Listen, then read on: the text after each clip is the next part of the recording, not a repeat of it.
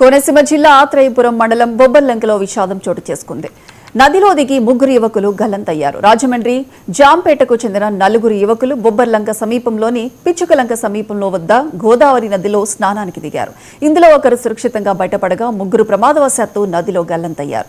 గమనించిన స్థానికులు పోలీసులకు సమాచారం ఇచ్చారు. ఘటనా స్థలానికి చేరుకున్న పోలీసులు ఓ మృతదేహాన్ని వెలికితీశారు. మరో ఇద్దరి కోసం గాలిస్తున్నారు. యువకులు మహమ్మద్ అర్ఫాద్, షేక్ బిలాల్, షేక్ సుల్తాన్, మణికంఠగా గుర్తించారు. ఆత్రేయపురం సబ్ ఇన్స్పెక్టర్ అండి.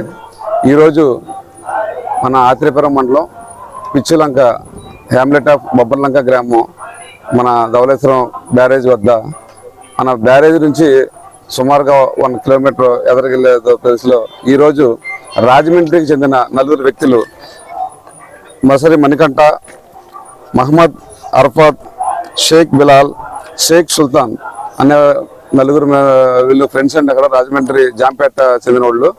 వీళ్ళు నలుగురు కూడా ఈరోజు 2 బళ్ళ మీద అక్కడికి వచ్చి అక్కడ బళ్ళు పెట్టేసి అక్కడ నుంచి 1 కిలోమీటర్ నడుచుకుంటూ వెళ్ళి అక్కడ గోదావరి చిన్న పాయి లాంటి ఉంటే అటు పక్కన ఇసుక తిప్పలు ఉన్నాయన్న ఉద్దేశంతో ఈ పాయి నుంచి అటువైపు నడుచుకుంటూ వెళ్ళి మళ్ళీ తిరిగి ఇటువైపు వచ్చేటప్పుడు అక్కడ పాయ గుంటలుగా ఉండటం వల్ల సడన్గా ఒక ఊబు లాంటిది వచ్చేటప్పటికి అది లోపలికి వెళ్ళిపోయారు. అందులో నలుగురు కూడా మునిగిపోతూ ఉంటుంటే మసరి మణికంఠ అనే అతను లైట్ గా ఇతను ఈత రావటం వల్ల వెనక ఈదుకుంటూ వచ్చి గట్టిగా కేకలేస్తుంటే ఆ దగ్గరలో ఉన్న పడవ నడిపే అతను గవ్వాలని వచ్చేసి ఇతన్ని లాగడం జరిగింది. ఇంకా అక్కడే మునిగిపోతున్న బిలాల్ అని కూడా ఆ పడవ నడిపే అతను బయటికి లాగేటప్పటికి అతనికి బతుకున్నాడేమో అని చెప్పి సపరేట్ చేసినప్పుడు కూడా అతను చనిపోవడం జరిగింది. అతని యొక్క బాడీని మనం మార్చడానికి మనం రాజమండ్రి పంపించామండి. అయితే అతనితో పాటు ఉన్న మిగిలిన 2 వ్యక్తులు కూడా దొరకలేదు. వాళ్ళిద్దరి కోసం మేము గాలింపు చర్యలు, మేము ఎంఆర్ఓ గారు, మన ఆత్రేయపురం ఎంఆర్ఓ గారు కూడా, మన ఫైర్ డిపార్ట్మెంట్ అందరూ వచ్చి గాలింపు చర్యలు ఇప్పుడు దాకా చేపట్టాం. అయినప్పటికీ కూడా అక్కడ మాకు ఎటువంటి. కోనసీమ జిల్లా ఆత్రేయపురం మండలం బొబ్బర్లంకలో విషాదం చోటు చేసుకుంది.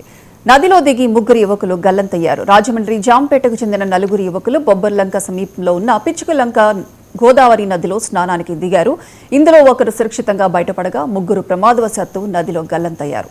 ఇక దీనికి సంబంధించి పూర్తి అప్డేట్స్ మా ప్రతినిధి మోహన్ ఫోన్ లైన్ అందిస్తారు. మోహన్. ప్రియాంక, ఏదైతే ఆత్రేయపురం మండలం బొబ్బర్లంక దగ్గర గోదావరిలో 4 యువకులు స్నానానికి అని చెప్పి వెళ్ళారు. అయితే వెళ్ళిన సమయంలో వారు మామూలుగా చేస్తున్న సమయంలో అంటే కొంచెం వాళ్ళలో ఉన్న యాటిట్యూడ్ వల్ల అవతలకి వెళ్దాం అనే కాన్సెప్ట్ ముందుకు వెళ్ళారు. వెళ్ళిన తర్వాత వాళ్ళు ఏదైతే అంటే ప్రవాహం ఉందో ప్రవాహం ఎక్కువగా ఉండటం వల్ల వీళ్ళు గల్లంతైన పరిస్థితి ఏర్పడింది. ఈ గల్లంతైన సమయంలో ఒక వ్యక్తి అయితే మాత్రం సురక్షితంగా కాపాడగలిగారు స్థానికులు. కణా ముగ్గురు కూడా నేటి కూడా ఇంకా గల్లంతై ఉన్నారు. అయితే వారి యొక్క ఆశకి మాత్రం తెలియవలసి ఉంది. ఇంకానే తెలియడానికి కూడా ఇప్పటికే గాలింపు చర్యలు చేపడుతున్నారు. అంటే ఎవరైతే పోలీసు ఉన్నారో పోలీసు అంతా కూడా చుట్టుపక్కల ఏరియాలో గాలింపు చర్యలు చేపట్టడంతో పాటు జాలాలను కూడా తీసుకొచ్చారు. జాలాలతో కూడా గాలింపు చర్యలు చేపడుతున్నారు. ఇప్పుడు కూడా ఇంకా అక్కడ ఆచూకీ దొరికినటువంటి పరిస్థితులు లేవు. దీంతో ఏదైతే పిచ్చుకలంక గ్రామం ఉందో ఆ గ్రామంలో మాత్రం విషాదాలు అలుముకున్నాయి. ఎందుకంటే గతంలో కూడా ఇక్కడ జరిగినటువంటి సంఘటనలు ఉన్నాయి. అంటే పదే ఇక్కడ సంఘటన జరుగుతున్నప్పటికీ అధికారులు కూడా చూసినట్టు జరిగినప్పుడు మాత్రమే వాళ్ళు పట్టించుకుంటున్న పరిస్థితులు ఉంటున్నాయి. ఇటువంటి అంటే ఇప్పుడు వేసవకాల సమయంలో యువకులంతా కూడా ఎక్కువ శాతం ఈ స్థానాలకు వెళ్ళటం కూడా అదొక సరదాగా చూస్తూ ఉంటారు. ఈ సమయాల్లోనే ఎక్కువ శాతం పోలీసు అధికారులు కానీ లేదా స్థానికంగా ఉన్న అధికారులు కానీ సురక్షితంగా ఉండే విధంగా చర్యలు తీసుకుంటే ఇటువంటి చర్యలు పునరావృతం కాకుండా ఉంటాయన్నది స్థానికులు చెప్తూ ఉన్నారు. ఏదేమైనప్పటికీ ఇక్కడ జరిగిన సంఘటన చాలా విషాదకరం. ఇంకా గాలింపు చర్యలు చేపడుతూనే ఉన్నారు. ఇంకా గాలింపు చర్యలు రావాలి. అంటే ఇంకా ఆచూకీ అయితే దొరకలేదు. దాంట్లోనే అధికారులు నిమగ్నమై ఉన్నారు. Priyanka. Right Mohan, thank you.